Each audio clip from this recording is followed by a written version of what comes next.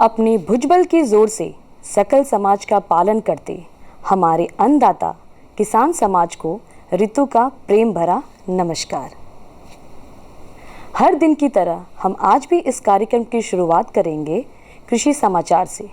तो आइए देखते हैं आज क्या है इसमें खास। नमस्कार, खबरें खेती में आपका स्वागत है। मैं हूं रूपम। आइए एक नजर डालते आज क्या है खास कृषि समाचार में। फली छेदक कीड़ों से बचाने के लिए भिंडी में करें कीटनाशी दवा का छिड़काव। 1 घंटे में 60 किलो मक्का दाना निकालने में कारगर है मेज थ्रेशर। नई वैरायटी की तरबूज की खेती से बेहटा के विनायक को मिली एक अलग पहचान। एकीकृत उद्यान विकास योजना राज्य के 12 जिलों में लागू की जा रही है, जिसके तहत अंतर्वर्ती फसल योजना में किसानों को अलग अलग सब्जियों और मसाले के लिए अलग अलग अनुदान दिया जाएगा। इसके लिए हल्दी, अदरक और ओल का चयन किया गया है। इस योजना के जरिए बाग बगीचे की खाली जमीन को उपयोग में लाया जाएगा, जिससे कृषि उत्पादकता बढ़ेगी।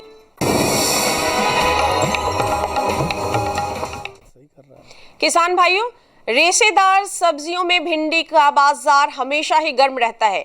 कृषि के क्षेत्र में हो रहे शोध ने लगभग हर फसल हर मौसम में उपजाना संभव कर दिया है। यही बात भिंडी के साथ भी लागू होती है।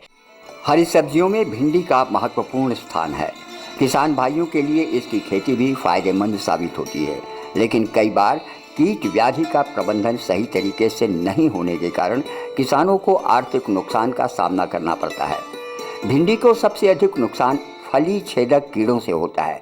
इससे बचाव के लिए किसान भाई फ्लूबेंडिजाइमाइड का प्रयोग करें।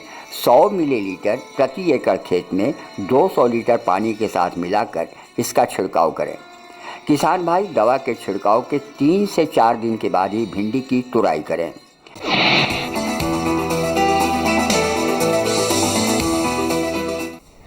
कृषि वैज्ञानिकों की ओर से खेती और बागवानी के काम को आसान बनाने के लिए नित्य नए प्रयोग किए जा रहे हैं और नई नई मशीनों का आविष्कार भी किया जा रहा है।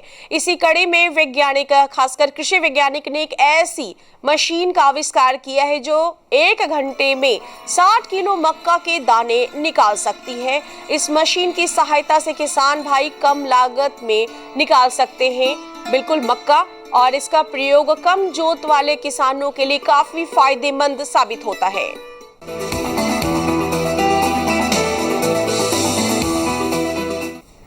खबरें खेती में आगे बढ़ते हुए आज आपकी मुलाकात पटना जिले के बेहटा निवासी विनायक कुमार से, जो एक खास वैरायटी के तरबूज की खेती करते हैं। गर्मियों के मौसम में तरबूज खाने का अपना अलग ही मजा होता है।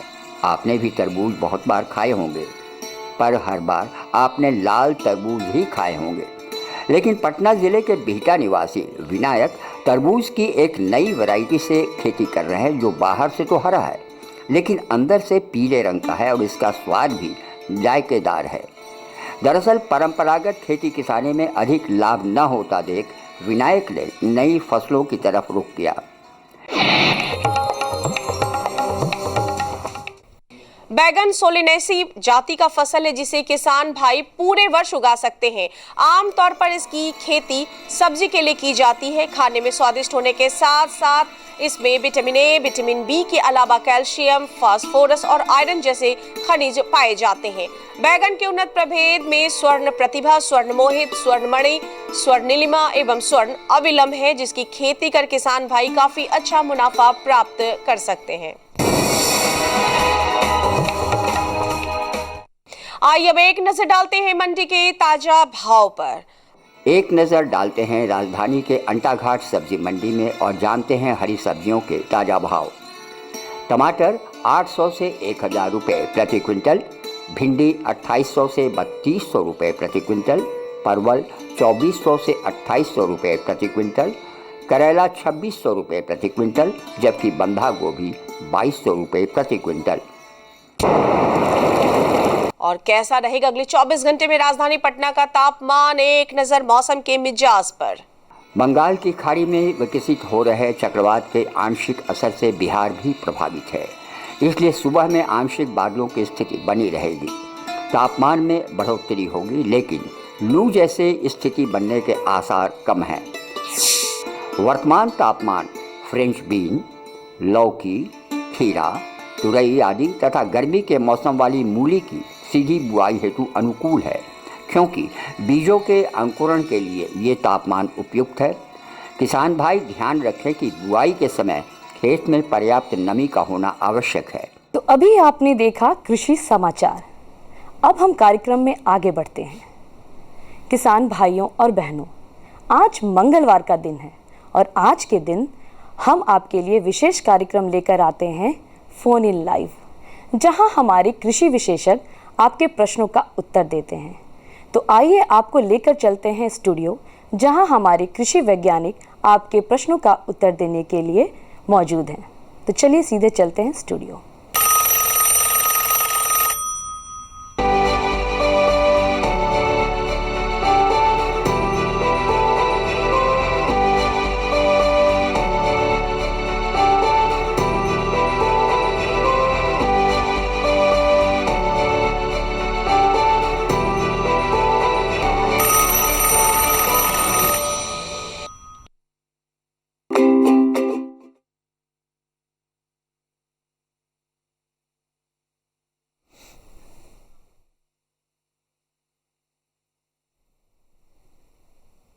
कृषि दर्शन कार्यक्रम देख रहे सभी किसान भाइयों को राकेश कुमार कश्यप का नमस्कार। किसान भाइयों, हमारे प्रदेश में मछली के प्रति जो रुझान बढ़ा है, उसके पीछे सरकार की द्वारा चलाई जा रही कई योजनाओं की एक महती भूमिका है। और उसमें भी अभी जो विगत कुछ वर्षों में आप देखे होंगे कि इस योजना में प्रधानमंत्री मत्स्य संपदा योजना जो इसको और गति देने के दिशा में काम किया है। तो आज हम लोग उसी पे चर्चा करेंगे कि प्रधानमंत्री मत्स्य संपदा योजना और गर्मी के दिनों में मछलियों के देखभाल। अगर आपका कोई प्रश्न है तो आप ज़रूर पूछें, लेकिन हम चाहते हैं कि आपको योजना के विषय में विस्तृत जानकारी हो। तो इस विषय में हमारे साथ आज विशेषज्ञ भाग लेंगे। श्री विपिन शर्मा हैं, उप निदेशक पटना प्रमंडल मत्स्य विभाग में और प्रभारी हैं प्रधानमंत्री मत्स्य संपदा योजना के। तो आपको इस योजना से संबंधित लगभग सारी तकनीकी जानकारी आपको मिल सकती है, लेकिन उसके लिए आपको हमारे टोल फ्री नंबर को डायल करना होगा। हमारा टोल फ्री नंबर है 1800-3456-171। तो ये नंबर आप हमेशा उपयोग करते हैं, आज इसका उपयोग करें योजना की जानकारी के लिए और इससे आप लाभान्वित भी होंगे। आज विपिन जी आप आए, इसके लिए सबसे पहले आपका अभिनंदन भी है। सर, ये जानना चाहते हैं कि जैसे प्रधानमंत्री मत्स्य संपदा योजना करके जो योजना आई, इस योजना का प्रारूप क्या है? मतलब क्यों अलग से इसको प्रधानमंत्री मत्स्य संपदा योजना के रूप में लाया गया? भारत सरकार के द्वारा केंद्र प्रायोजित योजनाओं के तहत पूर्व में नीली क्रांति योजना या प्रधानमंत्री विशेष पैकेज योजना चल रही थी, लेकिन उस योजनाओं की एक सीमा थी और यह प्रधानमंत्री मत्स्य संपदा योजना एक काफ़ी महत्वपूर्ण और काफ़ी बड़ी योजना बनाई गई है। और इस योजना का कुल आकार 20,050 करोड़ है और इस 20,050 करोड़ में हमें जो बिहार का जो हिस्सा है वो लगभग हमारे पास 535 करोड़ है। इस योजना के तहत सिर्फ मत्स्य उत्पादन को ही टारगेट नहीं किया गया है, इसमें 3 अलग अलग कंपोनेंट्स में हम लोगों ने रखा है, या भारत सरकार ने ही इसे करके भेजा है। कि पहला है फिश प्रोडक्शन एंड प्रोडक्टिविटी, कि उत्पादन और उत्पादकता को कैसे बेहतर बनाया जाए। दूसरा है कि आधारभूत संरक्षण, कि कैसे हम इंफ्रास्ट्रक्चर ज़्यादा से ज़्यादा बना सकें। और एक उससे भी महत्वपूर्ण पहलू है कि मछली के जो हार्वेस्ट हो जाता है, हार्वेस्ट के बाद उसका पोस्ट हार्वेस्ट मैनेजमेंट, कैसे वो मछली बाज़ार तक भी पहुँचे तो ताज़ी स्थिति में पहुँचे। इसके अतिरिक्त तो कुछ सोशल रिस्पॉन्सिबिलिटी के भी कई अवयव हैं इसमें जिन्हें समाहित किया गया है। मतलब एक बहुत ही दूरगामी योजना के तौर पे अगर हम देखें, क्योंकि आमतौर पे तो अभी हम लोग उत्पादन के ही जद्दोजहद में लगे हुए हैं। आपने बोला उत्पादन और उत्पादकता, मैं इसलिए इन दोनों शब्दों के ऊपर थोड़ा सा जोर दे रहा हूं कि किसान भाइयों ये समझने की ज़रूरत है कि उत्पादन के प्रयास में उत्पादकता की क्या महत्व, मतलब कैसे इस दोनों चीज़ों को आप समझाना चाहेंगे? आपने बड़े सटीक ढंग से पूछा है। उत्पादन है कि आप जो प्रोडक्शन ले रहे हैं, ये बिल्कुल सामान्य सी बात है कि हमारे एक तालाब है, तालाब से हम 4 टन या 5 टन प्रोडक्शन लेते हैं, लेकिन उसकी प्रोडक्टिविटी क्या है, उसकी कैपेसिटी क्या है, एक MSY होता है, maximum MSY, maximum sustainable yield, कि हम इसकी उत्पादकता को कैसे बढ़ाएं, उसे 10 टन तक कैसे ले जाएं, और उसके लिए हमें क्या क्या करना पड़ेगा। जैसे उसका मैकेनाइजेशन है, एरेटर लगाते हैं आप, उसमें प्रोबायोटिक्स का यूज़ करते हैं, स्टॉकिंग डेंसिटी बढ़ाते हैं, और बहुत छोटी मोटी चीज़ें हैं जिन्हें से आप उत्पादकता को बढ़ा सकते हैं। यहाँ तक कि कभी कभी हम प्रजातियों का भी समावेश करते हैं। जैसे बिहार में आपने देखा है कि हम लोगों ने पंगेसियस को शुरू में लाया गया, आज एक बड़ी उत्पादन के लिए एक प्रजाति निकल के आई जिसने सीधे सीधे उत्पादकता को बढ़ाया है, सिर्फ एक प्रजाति के ऐड हो जाने से। अभी एरेटर की योजना भी चल रही है, और मैकेनाइजेशन के लिए हम लोग और भी, जैसे उत्पादकता बढ़ाने के बता रहा हूँ, जैसे पानी, ज़मीन, ये तो आप आज जनसंख्या के दबाव में काफ़ी कम हो रहा है, लेकिन जैसे रिसर्कुलेटरी एक्वाकल्चर सिस्टम है, या पॉन्ड बायोफ्लॉक टैंक्स हैं, या पॉन्ड बायोफ्लॉक, खास करके पॉन्ड बायोफ्लॉक, ये उत्पादकता बढ़ाने में काफ़ी महत्वपूर्ण भूमिका निभाता है। जैसे मैं बताऊं कि पिछले साल हमारा टारगेट 100 बायोफ्लॉक का बनाने का था, जिसमें से 49 हमारे तैयार हैं, और ये 49 बायोफ्लॉक की औसत प्रोडक्शन मैं बता रहा हूँ, ये 0.1 हेक्टेयर का होता है, जिससे हम 10 टन प्रोडक्शन लेते हैं, यानी कि हेक्टेयर में 100 टन। हम बाकी दूसरों में प्रोडक्शन लेते हैं तो 1 हेक्टेयर में 4 टन, 5 टन, 6 टन पर रुक जाते हैं। ये उत्पादकता सीधे 100 टन पर चली जाती है। मतलब यही उत्पादन और उत्पादकता का अंतर है कि आप कोई भी उत्पादन कर रहे हैं किसी खास क्षेत्र में, आपको लग रहा है कि वो बेहतर है, लेकिन उसकी पोटेंशियल क्या है, उससे आप अधिकतम कहाँ तक जा सकते हैं, और उस जाने की सीमा को अगर आपने प्राप्त कर लिया तो ये आपके लिए एक तरीके से बेहतर उत्पादकता की बात है। और इस पे आने वाले समय में आपको जोर देना पड़ेगा कि आप किसी खास उत्पादन से संतुष्ट न हो, आप ये समझें कि उस प्राकृतिक रिसोर्स का उपयोग करके क्या बेहतर किया जा सकता है। चलिए, इसके साथ एक और प्रश्न आता है कि जैसे प्रधानमंत्री मत्स्य संपदा योजना की बात आज हम लोग कर रहे हैं, तो एक किसान भाई जुड़ गए हैं, उनका प्रश्न ले लेते हैं पहले। हेलो हेलो जी, बताएं आप कहाँ से बोल रहे हैं? सहरसा। आपका शुभ नाम क्या हुआ? अविनाश। अविनाश जी, आप अपना प्रश्न बताइए। प्रश्न के लिए आपकी आवाज़ थोड़ी कट रही है, टीवी का वॉल्यूम अगर कम कर देंगे तो ज़्यादा बेहतर आवाज़ आएगी। हाँ, जीरा उत्पादन के लिए क्या योजना है, आप ये जानना चाह रहे हैं? क्या फिर से एक बार बताइए? मत्स्य योजना के तहत जीरा हाँ, जो हाँ प्रधानमंत्री मत्स्य संपदा योजना के अंतर्गत जीरा उत्पादन के लिए आप मत्स्य की हैचरी बना सकते हैं। हम लोग अभी तक 19 हैचरियों का वर्क ऑर्डर दिए हैं, जिसमें से 16 में काम चल रहा है और उसमें से 8 तैयार हो गए हैं, और अभी फिर 11 हैचरी हम लोग दे रहे हैं। एक हैचरी बनाने के लिए किसान की अहर्ता है कि उनके पास 3 एकड़ ज़मीन होनी चाहिए, और 3 एकड़ ज़मीन अगर है तो आप आवेदन करें ऑनलाइन माध्यम से, और आपको निश्चित तौर पर दिया जाएगा। और आप सहरसा से हैं तो आपके यहाँ जो जिला मत्स्य पदाधिकारी हैं श्री अंजनी कुमार, काफ़ी बढ़िया पदाधिकारी हैं, आप उनसे संपर्क करिए, वो निश्चित तौर पर आपको मदद करेंगे। एक प्रश्न इसमें और आता है कि जैसे आपने बोला कि ये तमाम योजनाएं जो हमारी चल रही है, तालाब बनाना हो, जीर्णोद्धार करना हो, या जो भी इस तरह की, वो तो राज्य सरकार के द्वारा भी किया जा रहा था। तो इसके अलावा जो मैं ज़्यादा जिसमें इंटरेस्टेड हूँ जानने के लिए, कि जो आपने बताया कि ढांचागत परिवर्तन के क्षेत्र में, मान लीजिए उत्पादन के बाद वाली जो कड़ी है, जो सबसे महत्वपूर्ण है आज के समय में, उसमें क्या योजना है मूल रूप से?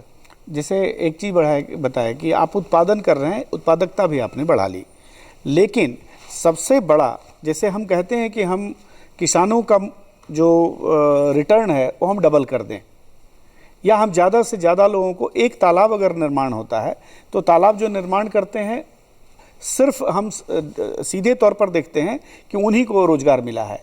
वस्तुतः हम अगर उसको पोस्ट हार्वेस्ट की टेक्नोलॉजी को अगर ठीक ठाक से मैनेज करें तो हार्वेस्टिंग के समय से लेकर के बाज़ार तक लाने का, जिसमें आता है, देखिए ये पूरी एक चेन है, मत्स्य बीज उत्पादन, मत्स्य उत्पादन, मत्स्य विपणन, मत्स्य प्रसंस्करण, मत्स्य का भंडारण। एक किसान भाई जुड़ गए हैं, उनका प्रश्न ले लेते हैं। हेलो हेलो जी सर। जी, आप अपना नाम बताएं। आशीष सिंह सर। कहाँ से बोल रहे हैं? फतेहपुर। फतेहपुर से। जी आप अपना प्रश्न बताएं। जी, इस मत्स्य पालन का प्रोसेस क्या है? मत्स्य पालन का प्रोसेस। आशीष जी, हाँ, मत्स्य पालन करना चाहते हैं तो सबसे पहले प्रोसेस जानने के लिए हमारे विभाग के द्वारा राज्य में कई प्रशिक्षण की योजनाएं चलाई जा रही हैं, जिसमें भ्रमण दर्शन योजना है, राज्य के अंदर ट्रेनिंग की योजना है और राज्य के बाहर भी ट्रेनिंग की योजना है। इसका पोर्टल जो है वो 365 दिन 24 घंटे खुला रहता है। आप अप्लाई कर दें और अप्लाई करने के बाद आप प्रशिक्षण प्राप्त करें। आप वहाँ पर आपको पूरी तरह से जानकारी हो जाएगी, योजनाओं के विषय में भी और मत्स्य पालन के विषय में भी। चलिए, अभी वक्त हो चला है छोटे से सूचनात्मक अंतराल का और हम तुरंत वापस आते हैं इस अंतराल के बाद।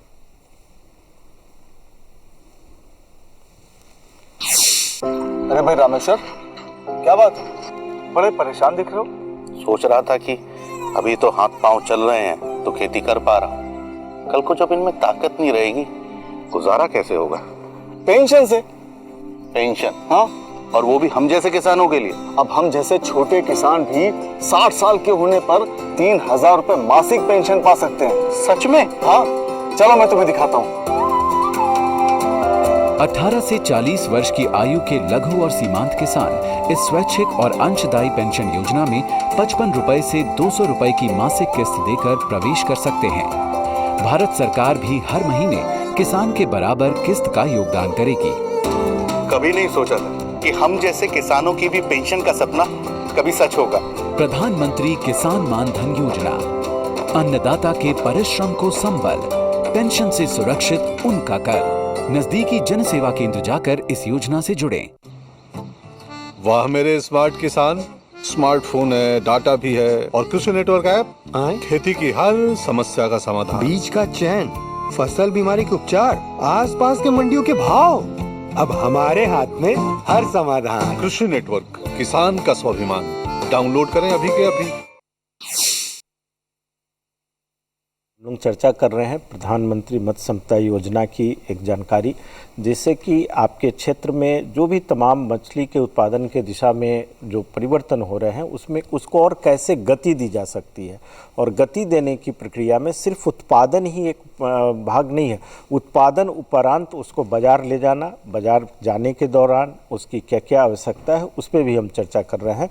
विपिन जी, हम लोग चर्चा कर रहे थे कि उत्पादन के उपरांत, जिसमें आपने 5 महत्वपूर्ण कड़ी बताया, तो उसमें किस जगह पे लगता है कि ये योजना सबसे ज़्यादा ज़रूरत है किसानों को बिहार के लिए? देखिए, जब भी कोई करते हैं काम तो कोई एक योजना को मध्य में रखिए और मध्य में रखने के बाद उसके हम बैकवर्ड लिंकेज करते हैं और फॉरवर्ड लिंकेज करते हैं। तो इसके 2 बैकवर्ड लिंकेज महत्वपूर्ण हैं, एक है बीज उत्पादन और दूसरा है मत्स्य आहार का फीड का उत्पादन। तो हम मत्स्य बीज के उत्पादन के लिए भी हैचरी बना रहे हैं और फीड के लिए कई फीड मिल हमारे चालू भी हो गए हैं और कई निर्माणाधीन भी हैं। जैसे कि हम 14 2 टन का फीड मिल, 5 8 टन के फीड मिल प्रतिदिन क्षमता के, 14 20 टन के और 5 100 टन प्रतिदिन क्षमता के, इतने का टारगेट है, जिसमें 100 टन के 2 फीड मिल बन रहे हैं, 20 टन के कुछ मिल बन के तैयार भी हो गए हैं, 20 टन के कुछ मिल बिल्कुल प्रोडक्शन में हैं और 2 टन के हमारे लगभग 8 फीड मिल हैं जो प्रोडक्शन चालू कर चुके हैं। और हैचरी मैंने बताया ही, तो ये हमारा बैकवर्ड लिंकेज है। फॉरवर्ड लिंकेज में क्या आता है कि सबसे पहले मछली जो बाज़ार में उत्पादित हुई उसको बाज़ार तक लाना, जिसके लिए एक वाहन की ज़रूरत पड़ती है, तो वाहन की योजना भी इसमें है। वाहन के बाद जैसे रेफ्रिजरेटेड वाहन है या जैसे आपको इंसुलेटेड वाहन है, वो भी हम इसके अंदर देते हैं। इसके अतिरिक्त आप तालाब, एक फ़ोन और किसान भाई का ले लेते हैं। हेलो हेलो हेलो जी, आप अपना नाम बताएं, कहाँ से बोल रहे हैं? सर मैं जी बताएं। तालाब बनाने तालाब तालाब तालाब बनाने के लिए क्या सब्सिडी योजना है? प्रधान, आप यही पूछ रहे हैं ना कि तालाब निर्माण में क्या सब्सिडी मिलती है? हाँ जी सर। हाँ, तालाब निर्माण में अगर प्रधानमंत्री मत्स्य संपदा योजना के अंतर्गत तालाब निर्माण करते हैं तो तालाब निर्माण का यूनिट कॉस्ट 7 लाख रुपए है और उसके लिए इनपुट है 4 लाख का, कुल 11 लाख रुपए, जिसमें से अगर सामान्य श्रेणी से हैं तो आपको 40% सब्सिडी मिलती है, यानी 4,40,000 रुपये। अगर आप SC ST या विमेन कैटेगरी के हैं तो आपको 60% मिलता है, जिसमें आपको 6,60,000 रुपये सब्सिडी मिलता है। चलिए, ये तो तालाब के अलावा जो हम लोग मूल रूप से चाह रहे हैं कि ढांचागत में, जैसे आपने बताया कि बाजार लाने के लिए आप उनको व्हीकल दे रहे हैं, आप रेफ्रिजरेटेड वैन दे रहे हैं, लेकिन मैं ये जानना चाहता हूँ कि इसके लिए कितनी सीमा है, मतलब कितने मतलब कैसे छोटी गाड़ी दे रहे हैं, मध्यम गाड़ी? हम उसके लिए मोटरसाइकिल भी दे रहे हैं, साइकिल भी दे रहे हैं जो गांव-गांव में घूम के बांटें। हम उसके लिए 3 पहिया वाहन भी दे रहे हैं। तो ये क्या सभी किसान इसको प्राप्त कर सकते हैं या इसमें भी कोई कैटेगरी है? कैटेगरी सब प्राप्त कर सकते हैं। हमने 4 कैटेगरी बताई। किसी भी श्रेणी की महिला, SC ST और बाकी जो अन्य श्रेणी होता है वो सारे श्रेणियों को है। सिर्फ उसके आपको सब्सिडी में थोड़ा डिफरेंस आ जाएगा, फर्क पड़ेगा, लेकिन वो आवेदन दे सकते हैं, सब लोग दे सकते हैं। बिल्कुल, इसमें ऐसा नहीं है। केंद्र प्रधानमंत्री मत्स्य संपदा योजना के अंतर्गत सभी श्रेणी के लोग का आवेदन का आमंत्रण किया जाता है और बेनिफिट भी दिया जाता है। एक प्रश्न जो उठता है कि जैसे जिस तरीके से हम लोग मत्स्य उत्पादन के क्षेत्र में आगे बढ़ रहे हैं, आप इसकी भविष्य कहाँ देखते हैं और उसमें कोई बड़ी योजना या कोई ऐसी बड़ी चीज़ जो हमारे उद्यमियों के लिए, मूल रूप से जो आदमी इसमें उत्पादन में नहीं हो लेकिन इस उद्यम में लगा हो, तो क्या उसके लिए भी कोई योजना है क्या? आपका प्रश्न बड़ा सटीक है। मैं इस प्रश्न के उत्तर देने के पहले मैं आधे मिनट का टाइम और लूँगा। हम लोग जिन्ना मछली विक्रय केंद्र भी दे रहे हैं और बड़ी संख्या में, जहाँ पर कि मछली ये ले जाएं। आपने देखा होगा, आप काफ़ी इस संबंध में आपकी जानकारी है, आप बाज़ार जाते होंगे। बाज़ार में मछली आप कितना भी बढ़िया उत्पादन करते हैं, अगर बाज़ार में गंदगी रहे तो फिर ये बाज़ार सही नहीं होता। आप मछली खरीदने में वो गंदगी आ जाएगी और एक बैक्टीरियल इन्फेक्शन वगैरह होता है। अब हम उसके थ्रू कर रहे हैं कि बिल्कुल एक नीट एंड क्लीन एक मॉल की तरह बाज़ार को बनाइए, और ये बाज़ार को हम प्रखंड और पंचायत स्तर तक भी देने जा रहे हैं कि हर जगह उपलब्ध हो। और उपलब्धता होने से क्या होता है, उसकी विजिबिलिटी बढ़ती है, तो उसका मार्केट भी बढ़ता है। दूसरा, आपने कहा कि उद्यमी के लिए, हमारे यहाँ उद्यमी के लिए एक अलग से भी योजना है। इसके अतिरिक्त जैसे कि हमारे यहाँ जो 100 टन के फीड मिल की योजना है, ये 6.5 करोड़ की योजना है। उसमें लोग आए हैं, एक बेगूसराय में बन रहा है, एक विक्रमगंज रोहतास में बन रहा है। 20 टन के फीड मिल की योजना हमारी लगभग 2 करोड़ की है। 8 टन के फीड मिल की योजना 1 करोड़ की है, और 20 टन आइस प्लांट की योजना लगभग 84 लाख की है। तो ये सब है कि हमारे उद्यमी आ सकते हैं, और जो भी उसमें अगर इंटर रिलेटेड है तो एक से ज़्यादा योजना का लाभ भी ले सकते हैं। चलिए किसान भाइयों, वक्त हो चला एक छोटे से सूचनात्मक अंतराल का। आप तमाम योजनाओं की जानकारी जो ले रहे हैं उसको नोट करें और लाभ लें। हम तुरंत वापस आते हैं इस अंतराल के बाद।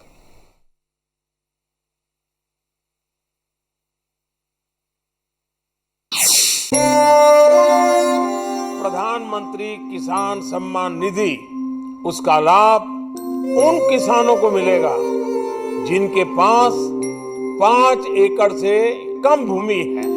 आजादी के बाद देश के इतिहास में किसानों के लिए बनी ये सबसे बड़ी योजना है प्रधानमंत्री किसान सम्मान निधि।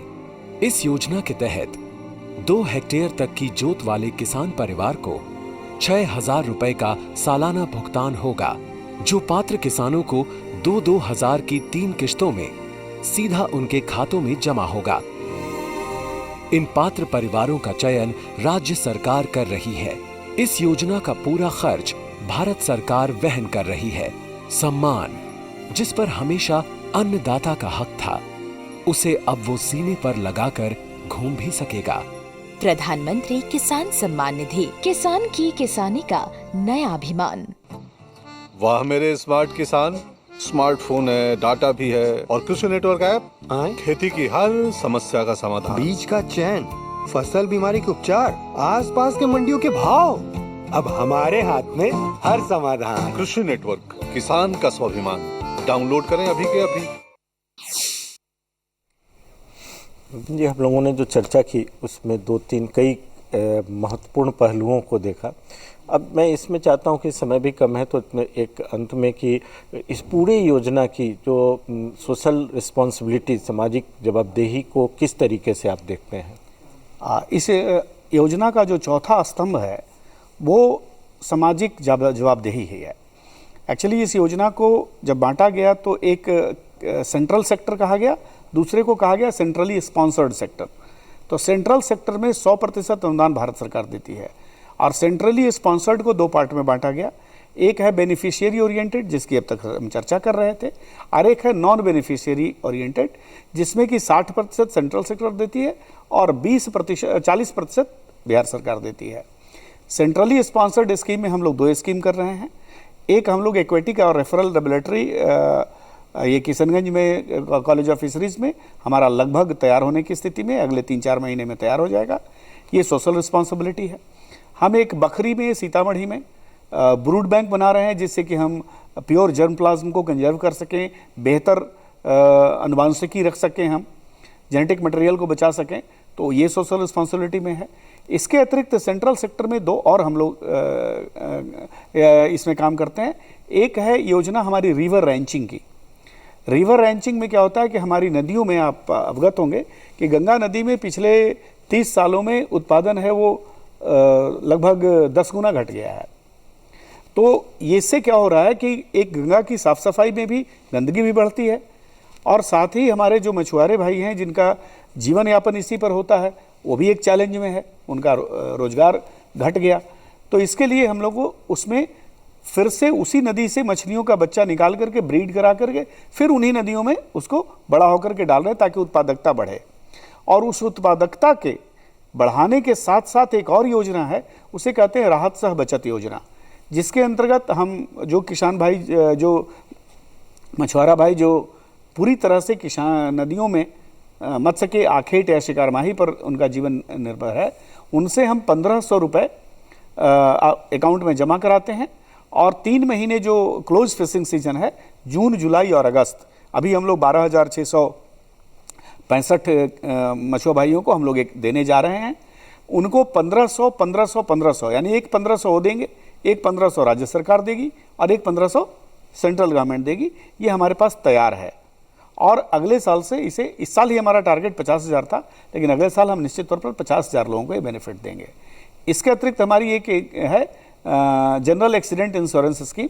उसमें है कि मृत्यु होने या अपंग होने पर, उनको अपंग होने पर 2 लाख और मृत्यु होने पर 5 लाख उनका पेमेंट होता है। उसके लिए 1.5 लाख किसानों को हम लोगों ने इंश्योर्ड कर रखा है और उससे उनको वो पेमेंट किया जाता है। चलिए, तो किसान भाइयों, आज हम लोग चर्चा कर रहे थे प्रधानमंत्री मत्स्य संपदा योजना की बारीकियों की। आपने काफ़ी कुछ जानकारी ले पाए होंगे। इसके अलावा और कुछ विस्तृत जानकारी यदि आप चाहते हैं इस योजना से, इस योजना के बाहर कृषि से, या आप अपने अगल बगल के संसाधनों को कैसे उपयोग करें, तो आप हमें पत्र लिख सकते हैं। पत्र लिखने के लिए हमारा पता है कृषि दर्शन, द्वारा केंद्र निदेशक, फ्रेजर रोड, दूरदर्शन केंद्र, पटना 8,00,001 पिन कोड है। आप हमें ईमेल भी कर सकते हैं। हमारा ईमेल एड्रेस है director.ddkpatna@gmail.com। तो आप जब कभी भी इच्छा हो आप मेल करें या पत्र लिखें। आप अपनी जानकारी का विषय का विस्तृत रूप से लिखें कि हम एक बेहतर वार्ता लेकर आ सकें। विपिन जी, आज आप आए, इसके लिए आपका बहुत बहुत धन्यवाद।